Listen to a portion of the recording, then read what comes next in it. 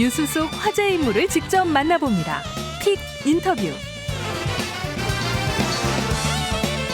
총선을 2달 남겨놓고 여야의 공천 작업이 속도를 내고 있습니다. 국민의힘은 낙동강 벨트 탈환을 위해서 중진 의원들에게 험지 출마를 요청했는데요. 삼선인 조혜진 의원도 민주당 의원이 현역으로 있는 김해 출마를 요청받았습니다. 조혜진 의원의 입장 직접 들어보겠습니다. 전화로 만나보죠. 의원님 안녕하십니까? 예, 안녕하십니까. 조혜진입니다. 총선 앞두고 매일매일 많이 바쁘시죠? 예, 그렇습니다. 지역에 계신 시간도 많이 늘어나신 거고요. 예, 지금도 지역에서 지금 전화드리고 있습니다. 네, 지역구가 밀양, 의령, 함안, 창녕이시잖아요. 예, 그렇습니다. 그런데 당으로부터 김해 출마를 요청받으셨습니다. 예, 중진 의원으로서 10년 넘게 지역 기반을 쭉 닦아오셨는데 다른 지역으로 출마하라는 요구 받고 당황스럽지 않으셨습니까? 당황스럽지 않을 리가 있겠습니까? 개인적으로도 우리 지역을 위해서 할 일이 많고 또 저를 3선까지 만들어주신 우리 지역 주민들도 4선이 되어서 우리 지역 발전을 위해서 해야 될 일에 대해서 기대가 컸는데 네. 갑자기 이 지역을 바꾸어서 출마해달라는 요청을 받았을 때는 당혹스러운 건 당연한 거고요. 다만 이제 제가 그러면서 이제 3선이고 4선을 바라보는 중진이기 때문에 예. 저 개인의 4선이 되는 것도 우리 지역의 발전뿐만 아니고 나라가 어려운 상황에서 당이 또 선거를 힘들게 치르고 있고 총선 승리를 위해서 중진으로서 또 해야 될 분명한 책임 있는 역할이 있다고 봤기 때문에 그것도 같이 고민을 해왔었습니다. 예. 그러니까 이 지역을 바꿔달라는 요청은 당혹스럽지만 그 요청의 취지가 총선 승리를 위해서 중진으로서 역할이 필요하다는 취지이기 때문에 그건 100% 제가 생각해왔던 부분하고 일치하기 때문에 그래서 그 자리에서 거절을 못하고 긍정적인 방향으로 고민을 해보기로 네. 결심을 한 겁니다. 긍정적인 방향으로 고민을 해보겠다고 하셨는데 4선 도전 선언하기 전에 당하고 미리 교감은 없으셨던 거고요. 그렇죠. 4선 도전 사실 지역에서 선거운동을 하고 다닌 것 자체가 도전 의사를 공개적으로 밝힌 것이고 예. 거기에다가 또 공천 신청을 하면서 정식으로 또 페이스북을 통해서 출마 선언을 한 바가 있죠. 근데 그때까지는 그런 연락이 없었습니다. 네. 그제 연락을 받았죠. 김해가 갑과 을 지역구가 두 곳으로 나뉜 지역이잖아요. 예. 야당 지지세가 강한 곳으로 알고 있습니다. 맞습니다. 결정을 원래는 저희 이제 국민의힘 의원님들이 계속 배출됐었는데 예. 10여 년 전부터 민주당 우세 지역으로 바뀌어서 갑에서는 이제 민주당 의원님이 3선을 하셨고 네. 을에서는 재선을 하신 그런 지역입니다. 아시는 것처럼 노무현 대통령의 봉화마을이 거기 있죠. 네. 민주당의 상징성이 있고 민주당의 본거지라고 볼 수 있죠. 네. 지금 험지 출마 요구를 받은 분이 의원님 말고도 몇 분 더 계십니다. 예. 5선의 서병수 의원은 당의 결정을 존중하고 따르겠다. 그래서 부산 북강서갑 출마 요청을 수용을 했고요. 예. 3선의 김태호 의원 같은 경우도 당의 요청을 수용하는 쪽으로 일단 가닥을 잡은 것처럼 보입니다. 예. 의원님은 언제쯤 결정을 내리실까 또 많은 분들이 지켜보고 계신 것 같은데 예. 설 전에 좀 답을 내리실 수 있을까요? 선거가 그렇게 많이 안 남았고 당의 공천 작업도 이제는 빨리빨리 진행이 돼야 되는 상황이기 때문에 네. 제 생각에는 저희 지역의 밀양, 의령, 함안, 창녕에 저를 지원해 오신 당원, 당직자 또 시군민들의 의견을 좀 듣고 또 당에서 제안한 김해 지역의 시민들의 입장도 좀 헤아려 보고 예. 그래서 제 생각입니다만은 설 연휴가 끝나기 직전 아니면 직후 지금까지는 결론을 내려야 당의 공천 구상에 차질이 없지 않을까 생각하고 있습니다. 다음 주 초반쯤으로 생각을 하고 계신 거군요. 예. 당장 근데 뉴스에 의원님 이름이 많이 나와서 주민분들이 얘기를 먼저 하실 것 같기도 합니다. 아이고, 전화가 말도 못합니다. 이쪽 저쪽 우리 기존 지역구에서도 그렇고 예. 또 뉴스에 보도된 기내 지역에서도 그렇고 양쪽에서 다 전화를 받으시는 거군요. 연락이 뭐 쏟아지고 있네요. 예. 정말 고민이 많이 되실 것 같은데. 예. 근데 일부에서는 예. 공교롭게도 비윤 의원들한테 이 험지 출마 요구가 좀 몰린 거 아니냐 이런 얘기도 있습니다. 어떻게 보세요? 예. 저는 전에도 뭐 말씀드린 거 기억하실 텐데 비윤 친윤 구분 자체를 저는 안 하는 사람이었지 않습니까? 모두가 국민의힘은 모두가 친윤이다라고 생각을 해왔고 굳이 따지자면 대통령 그리고 정부가 잘 되고 당이 잘 되도록 하기 위해서 좀 더 적극적으로 고민하고 또 자신을 던지는 사람들 예. 그런 사람들이 친윤이라고 할 수 있지 않을까요? 진정한 친윤? 예. 그런데 예. 한동훈 비상대책위원장이 이런 말을 예. 했습니다. 정말 예. 치열한 승부의 장에 실력 있는 예. 분들, 중량감 있는 분들이 나가는 게 국민의힘이 국민으로부터 선택을 받을 수 있는 길이다.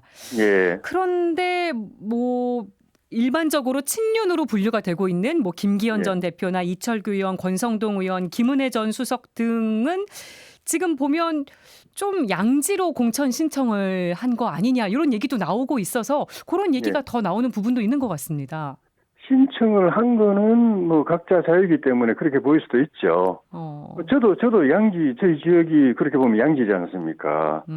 양지 신청, 사선 도전하겠다고 양지에서 신청한 입장이죠. 예. 그런데 이제 결과가 중요한 거죠. 공천 결과가 어떻게 될 것이냐. 말씀하신 것처럼 저나 또 우리 서병수 의원님이나 김태호 의원님 이런 분들은 좀 더 현역 민주당 의원들이 있는 곳으로 나가달라는 요청을 받은 상태고 네. 지금 쭉 말씀하신 그런 다른 분들도 신청을 그렇게 했지만 결과가 어떻게 될는지는 좀 뭐 속단할 수 없는 거고 당에서 우리 장동혁 총장님 말씀 들어보면은 저희 지역뿐만 아니라 다른 지역에서도 네. 중진들의 역할을 좀 기대하는 그런 구상들을 공관위에서 하고 있다고 하지 않습니까? 예. 예, 그건 좀 지켜봐야 될 것 같습니다. 뭐 하도 이런 얘기가 많이 나오다 보니까 용핵관이라는 용어까지도 등장을 했더라고요. 예. 아마 용산 대통령실 출신 예비 후보들을 좀 지칭하는 말인 것 같기도 한데 예. 이런 우려는 하지 않으시는지. 이제 그분들이 대체로 영남이나 서울의 강남 이런 데로 많이 신청했다는 이제 보도를 봤는데, 네. 거기는 양지라고 아까 표현했지만 양지라는 기준은 본선을 기준으로 했을 때입니다. 공천 받고 난 뒤에 본선 치르기에는 다른 지역보다는 수월한 점이 있는 게 사실이죠. 예. 근데 그 전 단계인 공천이 굉장히 힘든 지역입니다. 경쟁률이 5대6, 5대1, 6대1 이러지 않습니까? 평균 경쟁률이 우리 당이 2.5, 3대1 이 정도인데, 예. 그런 지역은 경쟁률이 5대1, 6대1 이렇게 치열합니다. 그러니까 공천이라는 관문을 뚫기가 다른 지역보다 훨씬 더 어려운 데에다 다 지금 공천 신청을 하는 거거든요. 네. 그러니까 공천 단계에서는 훨씬 더 어려운 지역에 가 있기 때문에 그걸 뚫어내는 게 뚫어내면 본선은 다른 지역보다 쉽겠지만 예. 뚫어내는 게 그게 간단한 일이 아닐 겁니다. 더구나 우리도 당이나 우리 대통령실에서도 누구든 간에 무조건 경선 치르고 시스템 공천에 따라서 해야 된다라고 여러 번 천명을 했기 때문에 네. 그렇게 쉽게만 볼 수는 없다고 봅니다. 네.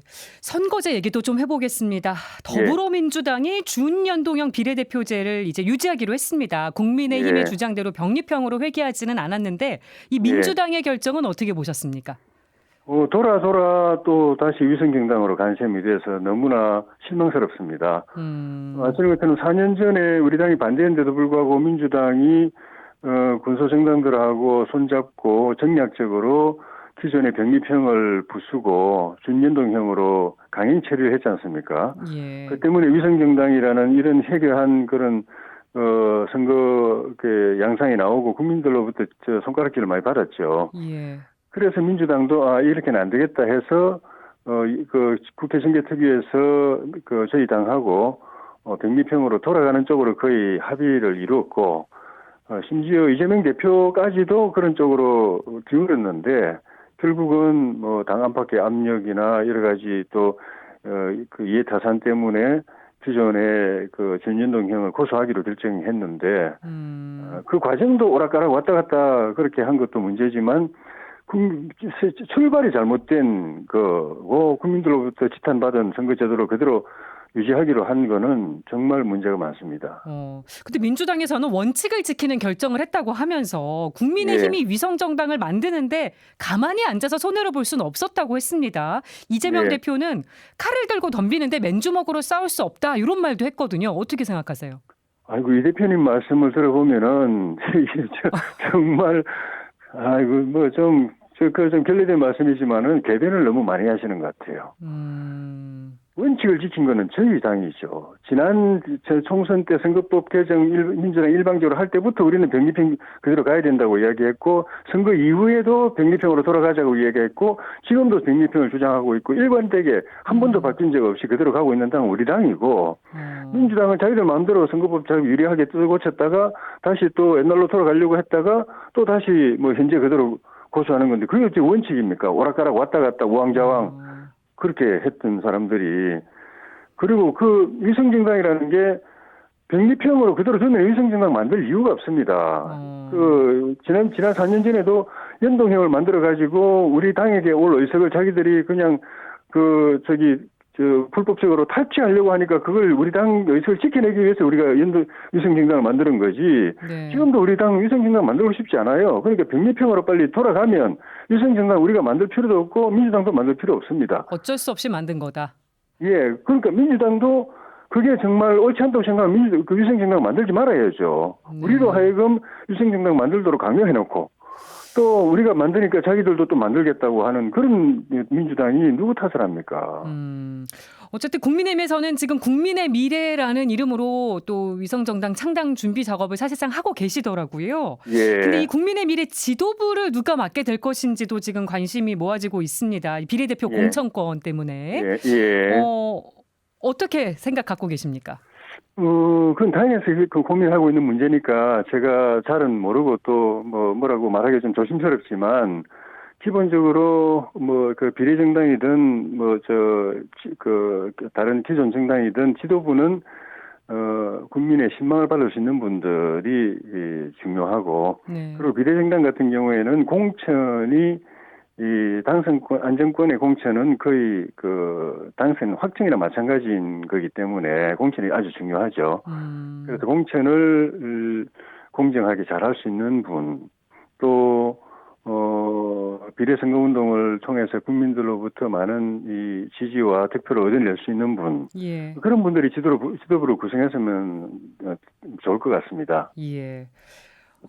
오늘 밤 10시에 이제 윤석열 대통령 신년 대담이 방송됩니다. 예. 신년 기자회견 대신에 KBS와 녹화한 대담이 방송되는 거 이 부분 이제 사실 비판의 목소리가 많았거든요. 예. 어떻게 보십니까? 여러 가지 일대 대통령들도 여러 가지 형태의 소통 방식을 추구를 해왔는데 결과가 중요하다고 봅니다. 어떤 방식을 택하든 간에 그걸 바라보는 국민들이 납득을 하고 수긍을 하고 지지를 보내느냐 아니면은 기자회견이든 대담 형식이든 그 메시지에 대해서 공감을 못하느냐. 그게 핵심이 아닌가 싶어요. 대담 형식도 그중에 소통의 중요한 방식 중에 하나인데 방송 대담이 거기에서 나온 여러 가지 메시지에 대해서 국민들이 이해하고 공감하고 지지를 보내면 그거는 성공한 소통이죠. 지금 김건희 여사의 명품 가방 수송 논란에 대해서 어떤 식으로든 윤 대통령이 입장을 밝힐 것으로 보이는데 유감 표명을 한다면 민심이 좀 성난게 수그러들 수 있을지 이 부분은 어떻게 보세요?